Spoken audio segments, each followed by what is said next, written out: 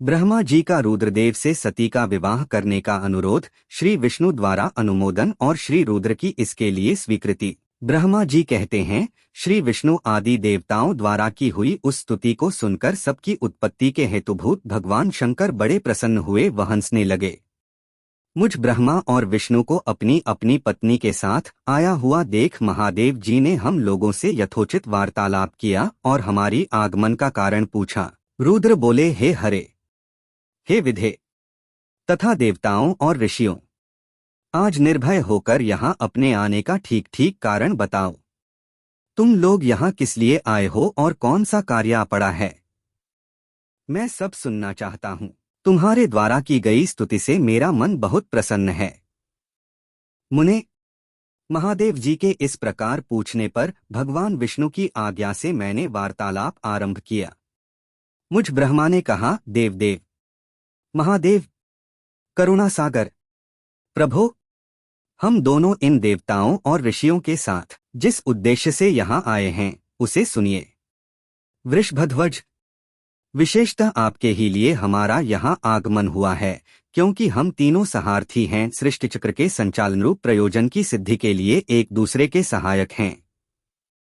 सहार्थी को सदा परस्पर यथायोग्य सहयोग करना चाहिए, अन्यथा यह जगत टिक नहीं सकता। महेश्वर, कुछ ऐसे असुर उत्पन्न होंगे जो मेरे हाथ से मारे जाएंगे। कुछ भगवान विष्णु के और कुछ आपके हाथों नष्ट होंगे। महाप्रभो, कुछ असुर ऐसे होंगे जो आपके वीर्य से उत्पन्न हुए पुत्र के हाथ से ही मारे जा सकेंगे। प्रभो, कभी कोई विरले ही असुर ऐसे होंगे जो माया के हाथों द्वारा वध को प्राप्त होंगे। आप भगवान शंकर की कृपा से ही देवताओं को सदा उत्तम सुख प्राप्त होगा। घोर असुरों का विनाश करके आप जगत को सदा स्वास्थ्य एवं अभय प्रदान करेंगे, अथवा यह भी संभव है कि आपके हाथ से कोई भी असुर ने मारे जाए, क्योंकि आप सदा योगयुक्त रहते हुए रागद्वेष से रहित हैं तथा एकमात्र दया करने में ही लगे रहते हैं। ईश, यदि वे असुर भी आराधित हों आपकी दया से अनुग्रहित होते रहें तो सृष्टि और पालन का कार्य कैसे चल सकता है? अथ वृषभध्वज, आपको प्रतिदिन सृष्टि आदि के उपयुक्त कार्य करने के लिए उद्यत रहना चाहिए। यदि सृष्टि, पालन और संहार रूप कर्म न करने हो तब तो हमने माया से जो भिन्न भिन्न शरीर धारण किए हैं उनकी कोई उपयोगिता अथवा औचित्य ही नहीं है। वास्तव में हम तीनों एक ही हैं, कार्य के भेद से भिन्न भिन्न देह धारण करके स्थित हैं। यदि कार्य भेद न सिद्ध हो तब तो हमारे रूप भेद का कोई प्रयोजन ही नहीं है। देव, एक ही परमात्मा महेश्वर तीन स्वरूपों में अभिव्यक्त हुए हैं। इस रूप भेद में उनकी अपनी माया ही कारण है। वास्तव में प्रभु स्वतंत्र हैं। वे लीला के उद्देश्य से ही ये सृष्टि आदि कार्य करते हैं।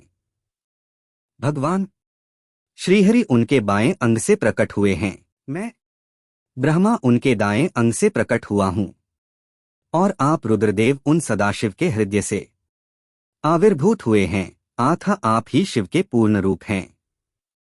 प्रभो, इस प्रकार अभिन्न रूप होते हुए भी हम तीन रूपों में प्रकट हैं।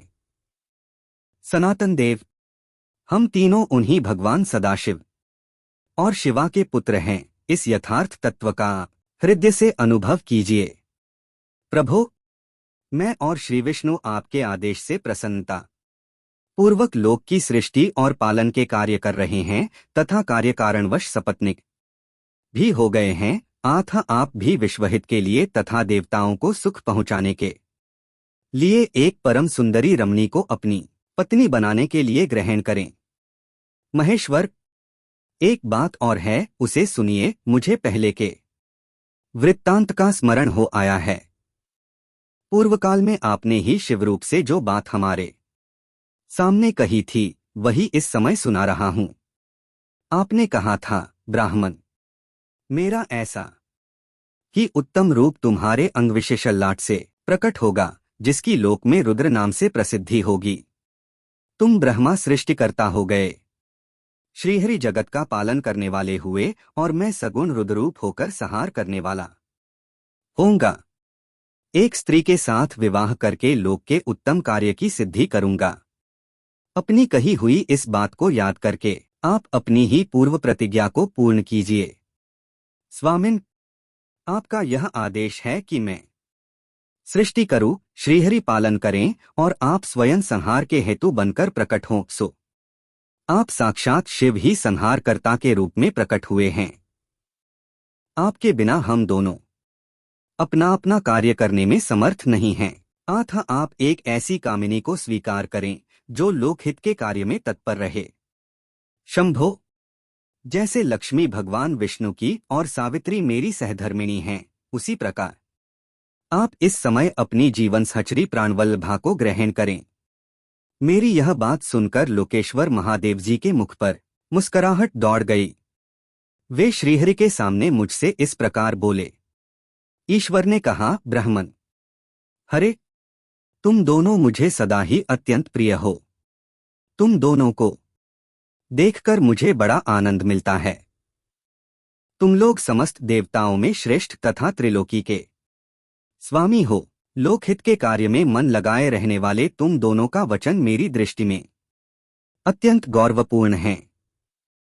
किंतु सुरश्रेष्ठगण, मेरे लिए विवाह करना उचित नहीं होगा, क्योंकि मैं तपस्या में संलग्न रहकर सदा संसार से विरक्त ही रहता है और योगी के रूप में मेरी प्रसिद्धि है।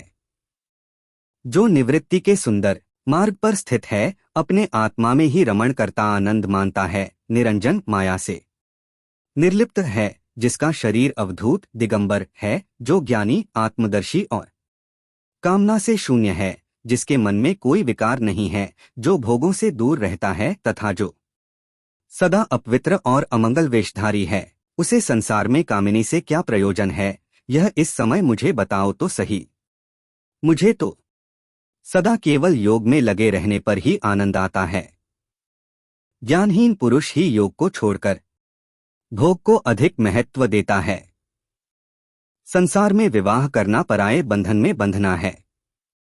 इसे बहुत बड़ा बंधन समझना चाहिए। इसलिए मैं सत्य सत्य कहता हूँ, विवाह के लिए मेरे मन में थोड़ी सी भी अभिरुचि नहीं है। आत्मा ही अपना उत्तम अर्थ या स्वार्थ है। उसका भली भांति चिंतन करने के कारण मेरी लौकिक स्वार्थ में प्रवृत्ति नहीं होती। तथापि जगतु के हित के लिए तुमने जो कुछ कहा है उसे करूंगा। तुम्हारे वचन को गरिष्ठ मानकर अथवा अपनी कही हुई बात को पूर्ण करने के लिए मैं अवश्य विवाह करूंगा, क्योंकि मैं सदा भक्तों के वश में रहता हूँ। परंतु मैं जैसी नारी को प्रिय पली के रूप में ग्रहण करूंगा और जैसी शर्त के साथ करूंगा, उसे सुनो। हरे ब्राह्मण, मैं जो कुछ कहता हूँ वह सर्वथा उचित ही है। जो नारी मेरे तेज को विभाग पूर्वक ग्रहण कर सके, जो योगिनी तथा इच्छानुसार रूप धारण करने वाली हो, उसी को तुम पत्नी बनाने के लिए मुझे बताओ। जब मैं योग में तत्पर रहूं, तब उसे भी योगिनी बनकर रहना होगा, और जब मैं कामासक्त हो, तब उसे भी कामिनी के रूप में ही मेरे पास रहना होगा। वेदवेत्ता विद्वान जिन्हें अविनाशी बतलाते हैं, उन ज्योतिः स्वरूप सनातन शिव का मैं सदा चिंतन करता हूँ और करता रहूंगा। ब्राह्मण, उन सदाशिव के चिंतन में जब मैं न लगा हो, तभी उस भामिनी के साथ मैं समागम कर सकता हूँ। जो मेरे शिव चिंतन में विघ्न डालने वाली होगी, वह जीवित नहीं रह सकती, उसे अपने जीवन से हाथ धोना पड़ेगा। तुम, विष्णु और मैं तीनों ही ब्रह्मस्वरूप शिव के अंशभूत हैं। आठ महाभागगण, हमारे लिए उनका निरंतर चिंतन करना ही उचित है। कमलासन, उनके चिंतन के लिए मैं बिना विवाह के भी रह लूंगा, किंतु उनका चिंतन छोड़कर विवाह नहीं करूंगा। आठ तुम मुझे ऐसी पत्नी प्रदान करो जो सदा मेरे कर्म के अनुकूल चल सके। ब्राह्मण, उसमें भी मेरी एक और शर्त है, उसे तुम सुनो। यदि उस स्त्री का मुझ पर और मेरे वचन पर अविश्वास होगा तो मैं उसे त्याग दूंगा। उनकी यह बात सुनकर मैंने और श्रीहरि ने मंद मुस्कान के साथ मन ही मन में प्रसन्नता का अनुभव किया। फिर मैं विनम्र होकर बोला, नाथ महेश्वर, प्रभो, मैं आपने जैसी नारी की खोज आरंभ की है, मैं वैसी ही स्त्री के विषय में मैं आपको प्रसन्नतापूर्वक कह रहा हूँ। साक्षात सदाशिव की धर्मपत्नी जो उमा हैं, वे ही जगतु का कार्य सिद्ध करने के लिए भिन्न भिन्न रूप में प्रकट हुई हैं। प्रभो, सरस्वती और लक्ष्मी ये दो रूप धारण करके वे पहले ही यहाँ आ चुकी हैं। इनमें लक्ष्मी तो श्री विष्णु की प्राणवल्लभा हो गई और सरस्वती मेरी, अब हमारे लिए वे तीसरा रूप धारण करके प्रकट हुई हैं। प्रभो, लोकहित का में कार्य करने की इच्छा वाली देवी शिवा दक्षपुत्री के रूप में अवतीर्ण हुई हैं। उनका नाम सती है। सती ही ऐसी भार्या हो सकती हैं जो सदा आपके लिए हितकारिणी हो। देवेश, महातेजस्विनी सती आपके लिए, आपको पति रूप में प्राप्त करने के लिए दृढ़तापूर्वक कठोर व्रत का पालन करती हुई तपस्या कर रही हैं। महेश्वर, आप उन्हें वर देने के लिए जाइए, कृपा कीजिए और बड़ी प्रसन्नता के साथ उन्हें उनकी तपस्या के अनुरूप वर देकर उनके साथ विवाह कीजिए। शंकर, भगवान विष्णु की, मेरी तथा इन संपूर्ण देवताओं की यही इच्छा है। आप अपनी शुभ दृष्टि से हमारी इस इच्छा को पूर्ण कीजिए, जिससे हम आदरपूर्वक इस उत्सव को देख सकें। ऐसा होने से तीनों लोकों में सुख देने वाला परम मंगल होगा और सबकी सारी चिंता मिट जाएगी, इसमें संशय नहीं है। तदंतर मेरी बात समाप्त होने पर लीला विग्रह धारण करने वाले भक्तवत्सल महेश्वर से अच्युत ने इसका समर्थन किया। तब भक्तवत्सल भगवान शंकर ने हंसकर कहा, ऐसा ही होगा।